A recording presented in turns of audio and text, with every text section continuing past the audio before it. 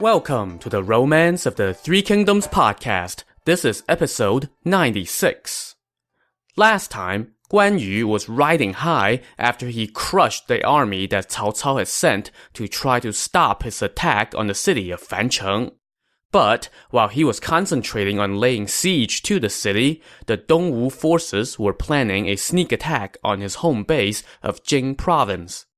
Now, Guan Yu was on guard against Dongwu because the veteran Dongwu general Lu Meng was overseeing the forces garrisoned at the key location of Lukou.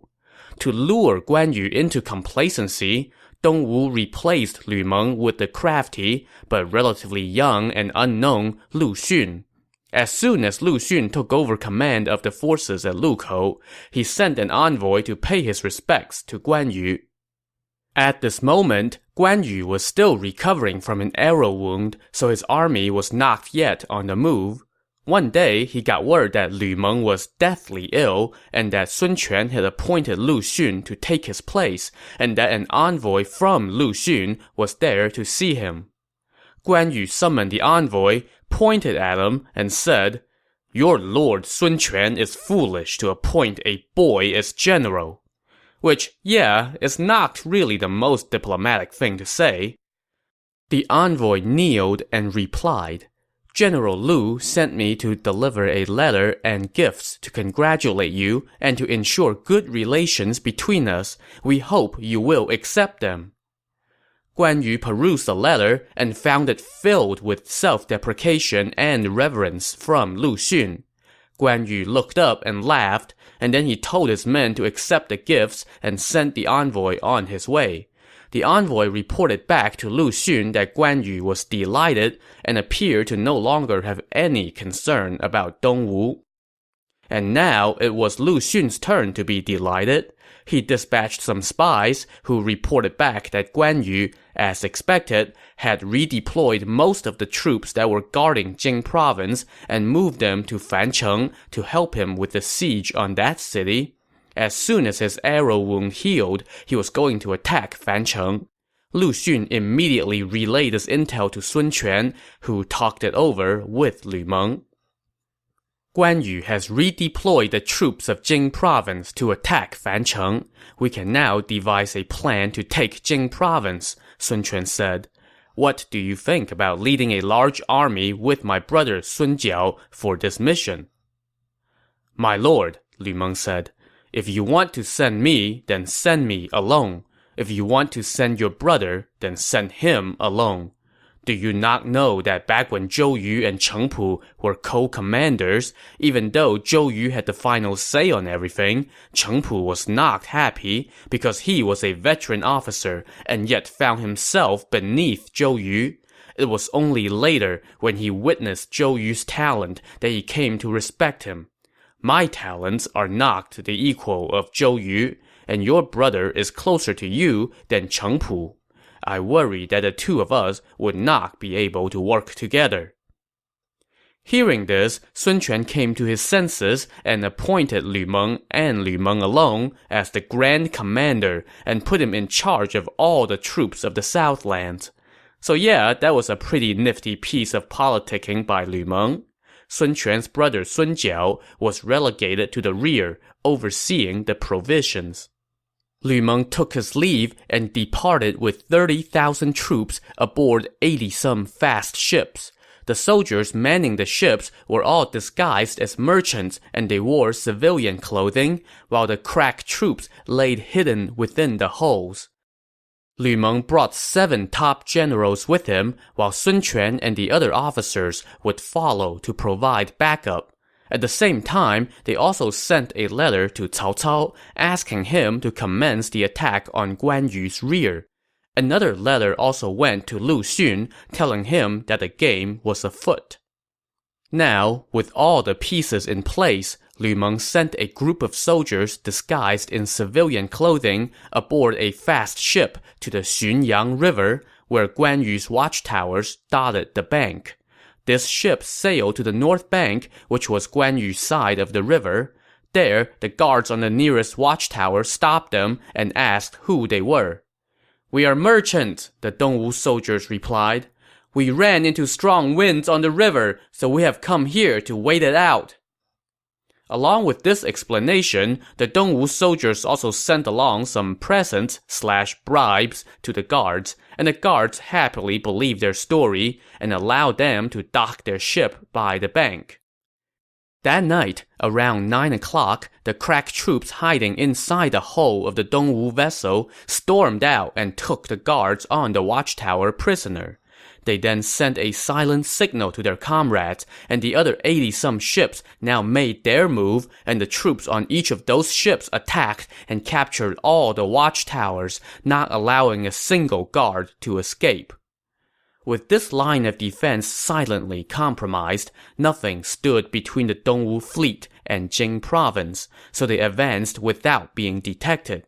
As they approached Jing province, Lu Meng used his powers of persuasion, which included comforting words and handsome bribes, to convince the captives from the watchtowers to switch sides. In the middle of the night, Lu Meng and company arrived outside Jing province. The captives from the watchtower led the way, and they called out to the guards inside to open the gates. The guards looked and recognized that these were their own people, so they unsuspectingly opened the gates.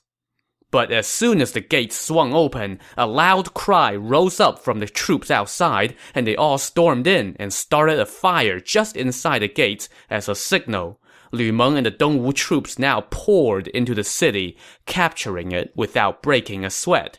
Just like that, Jing province, Guan Yu's home base, a key piece of Liu Bei's plans to reunite the empire, and the source of so much conflict between Liu Bei and Sun Quan over the years, belonged to Dongwu. Upon taking control of the city, Lu Meng set about winning over the hearts of the people inside. He sent out word to his troops that anyone who dared to kill a single civilian or take a single item from the civilians will be dealt with harshly. He kept the old officials in their posts. He also moved Guan Yu's family to a safe residence where they were not to be bothered by anyone. All this done, Lu Meng sent the good news to Sun Quan. One day, it was pouring down rain as Lu Meng rode around with a few men inspecting the city. He noticed that one of his soldiers was wearing a civilian cape and straw hat over his armor. Lu Meng promptly had the man seized and questioned about why he had taken civilian property. It turns out that this guy was from Lu Meng's hometown, but that was not going to do him any good in this case.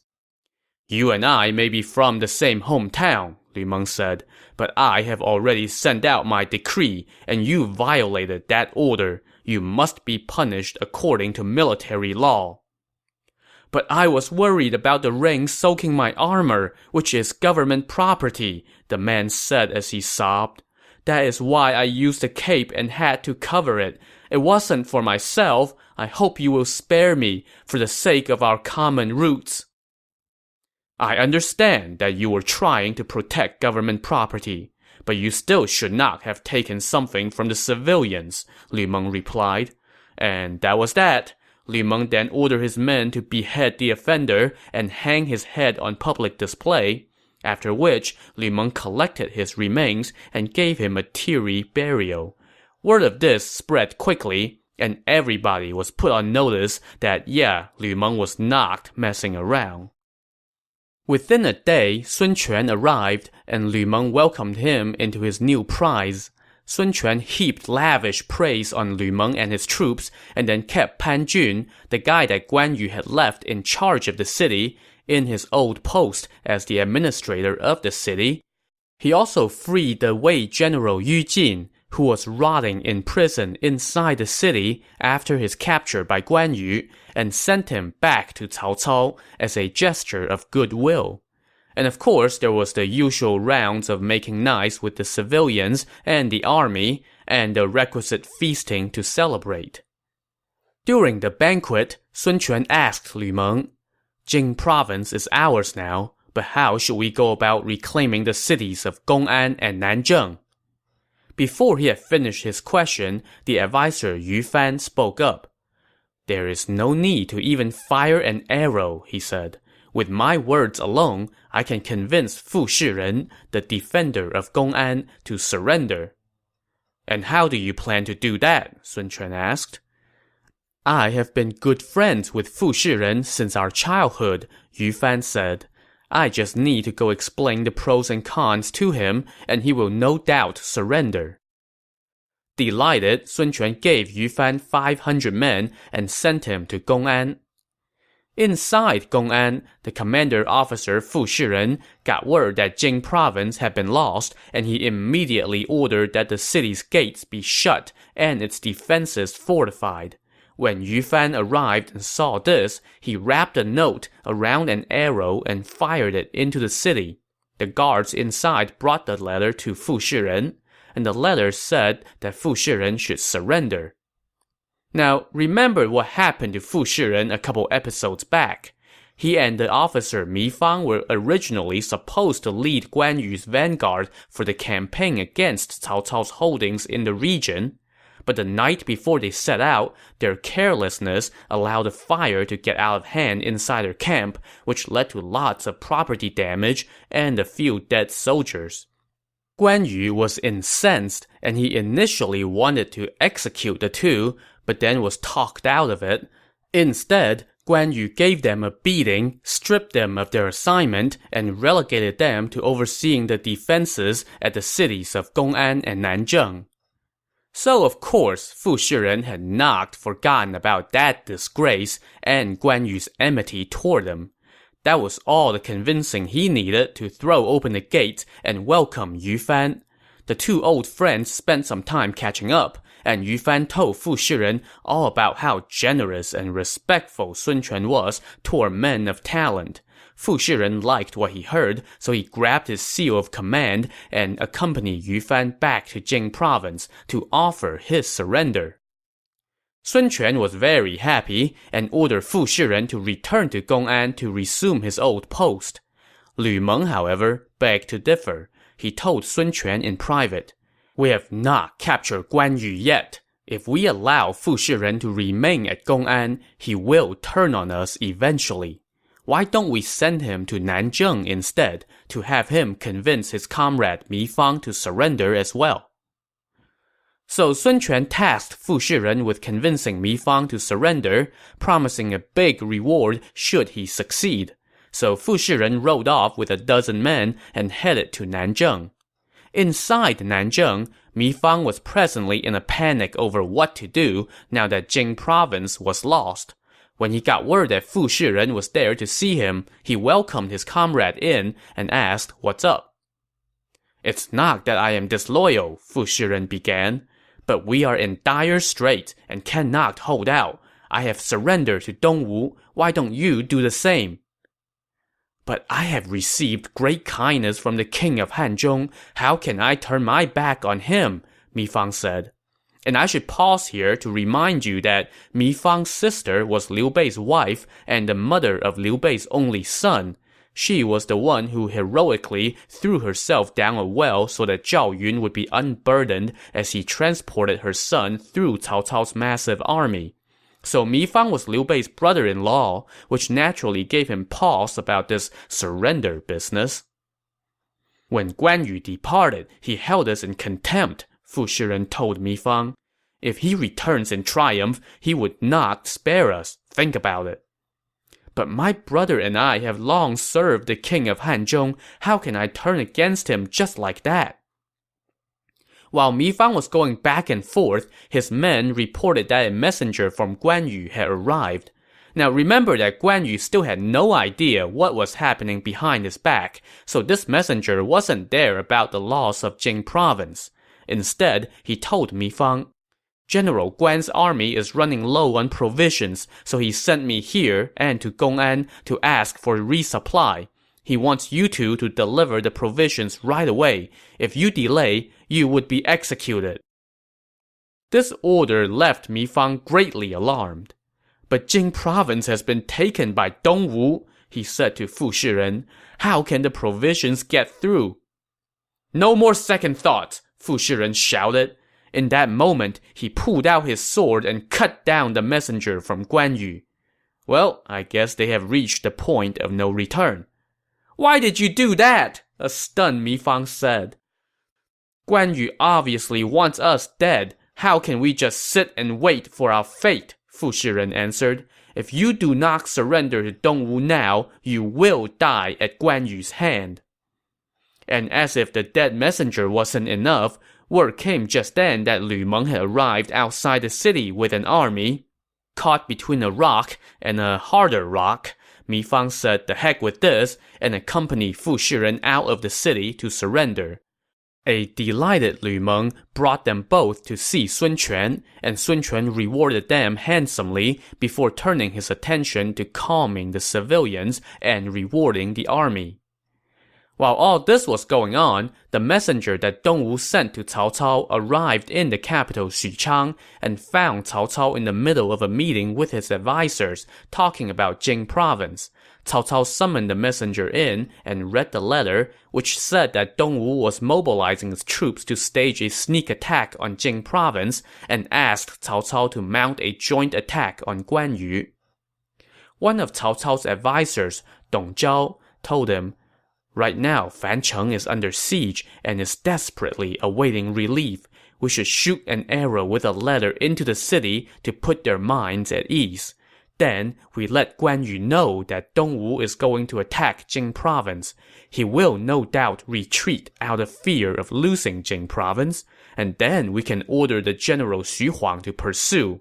That will ensure a total victory."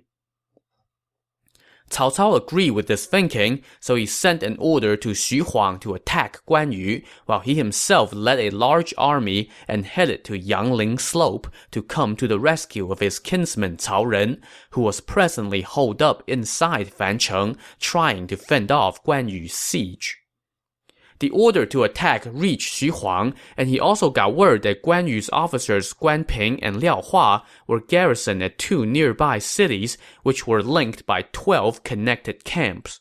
So Xu Huang ordered 2 of his lieutenants to pretend to be him by carrying his banner and go to fight Guan Ping, while Xu Huang himself led 500 crack troops to mount a sneak attack on Guan Ping's rear. When Guan Ping heard that Xu Huang was approaching, he led his troops out to face the enemy. Once they lined up, Xu Huang's 2 lieutenants came out to fight Guan Ping, but both quickly turned and fled. Guan Ping gave chase for about 7 or 8 miles, but suddenly, word came that the city he was defending was on fire. Realizing he had fallen for a ruse, Guan Ping quickly turned around to try to save the city, but his path was cut off by the real Xu Huang. "Guan Ping, my worthy nephew, have you no fear of death?" Xu Huang said. And just to note, he's calling Guan Ping nephew here because Xu Huang used to be tight with Guan Yu when Guan Yu was in Cao Cao's service, so this was sort of a term of endearment rather than an actual familial relationship. "Dongwu has already taken Jing province," Xu Huang continued. "How dare you try to show off here?" Guan Ping was enraged at this taunt, and he made straight for Xu Huang. After just a few bouts, Xu Huang's army roared as the fire inside the city turned into a rollicking blaze. Guan Ping did not dare to linger, so he fought his way out and headed toward his comrade Liao Hua's base. When he arrived, Liao Hua greeted him and said, "People are saying that Lu Meng has taken Jing province. Our soldiers are panicking. What should we do?" "This must be a lie," Guan Ping said. "Any soldier who dares to repeat it shall be executed." Just then, an urgent message arrived that Xu Huang was attacking the first camp to the north. "If the first camp is lost, the other camps will be threatened," Guan Ping said. "This location is on the Mian River, and the bastards would not dare to come here. Let's go save the first camp." So Liao Hua instructed his subordinates, "You guys stay here and defend the camp. If the enemy comes here, start a fire as signal." "Our camp is well fortified," his subordinates said. "Not even a bird can fly in here, much less the enemy." Thus assured, Guan Ping and Liao Hua mobilized their best troops and hurried toward the first camp. From a distance, Guan Ping noticed that the Wei troops were garrisoned atop a small hill.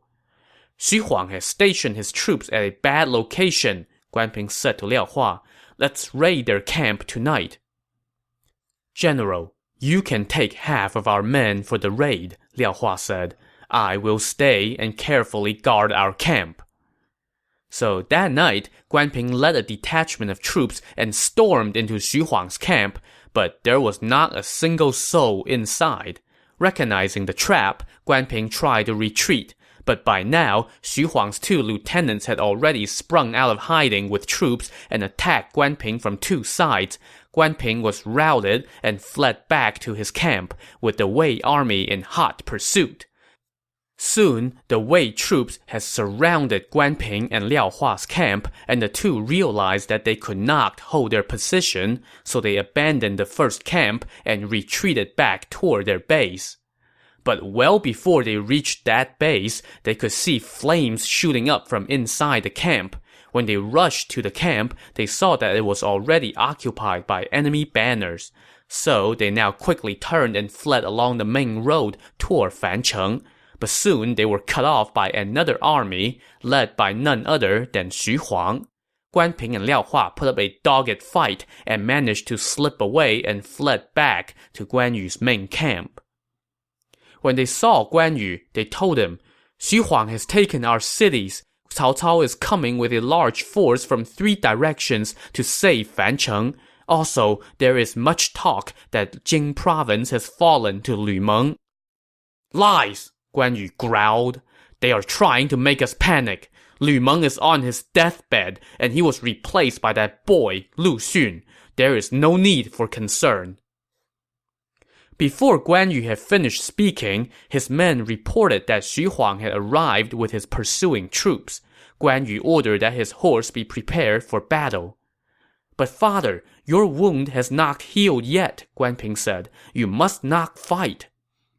Xu Huang and I go way back, Guan Yu said. I know his skills well. If he refuses to fall back, then I will kill him, as a warning to the other enemy officers. So Guan Yu donned his armor, grabbed his saber, hopped on his horse, and led his men out. All the soldiers on the enemy side were intimidated at the sight of the famed Lord of the Beautiful Beard. Reining in his horse, Guan Yu asked, Where is General Xu? The Wei army's banners parted, and Xu Huang rode out to the front of the lines, where he offered a deep bow from his horse and said, Sir, since we have parted, the years have flown by. Who would have thought that your hair and beard would have turned so gray already? I will never forget your tutelage during our years together. Right now, your name sends shockwaves through the realm. It makes an old friend sigh in admiration. Fortune has granted us this meeting, and my long-endured yearning is appeased. Our friendship is stronger than most, Guan Yu replied. So why did you pursue my son so hard? And now Xu Huang turned to his officers and shouted, Whoever can bring me the head of Guan Yu will be handsomely rewarded. My friend, why such words? A surprised Guan Yu asked. Today, I am here on state business, Xu Huang replied. I dare not neglect state affairs for personal ties. And with that, Xu Huang wielded his battle axe and made for Guan Yu. Guan Yu was pretty ticked off at this turn of events, so he rode forth to meet Xu Huang. After the two of them traded blows for 80-some bouts, for the first time in the novel, Guan Yu began to falter in battle. His right arm, still recovering from the arrow wound, was knocked back to full strength. Guan Ping saw this and quickly rang the gong to signal retreat. Guan Yu turned around and quit the fight. He had barely returned to camp when suddenly, loud cries rose up from all around. This was Cao Ren, the commander who had been holed up inside Fancheng. He had gotten word that help was on the way, so he now led his troops and stormed out of the city to attack. So Cao Ren and Xu Huang attacked Guan Yu from front and back, and Guan Yu's troops fell into disarray. Guan Yu and his officers fled to the head of the Xiang River. With the enemy in hot pursuit, Guan Yu ordered his men to cross the river and make for the city of Xiangyang. But just then, a soldier arrived with an urgent message. Jing province had fallen to Lu Meng, and Guan Yu's entire family was now in the enemy's hands. Shocked by this news, Guan Yu no longer dared to go to Xiangyang, so he directed his troops toward the city of Gong'an instead.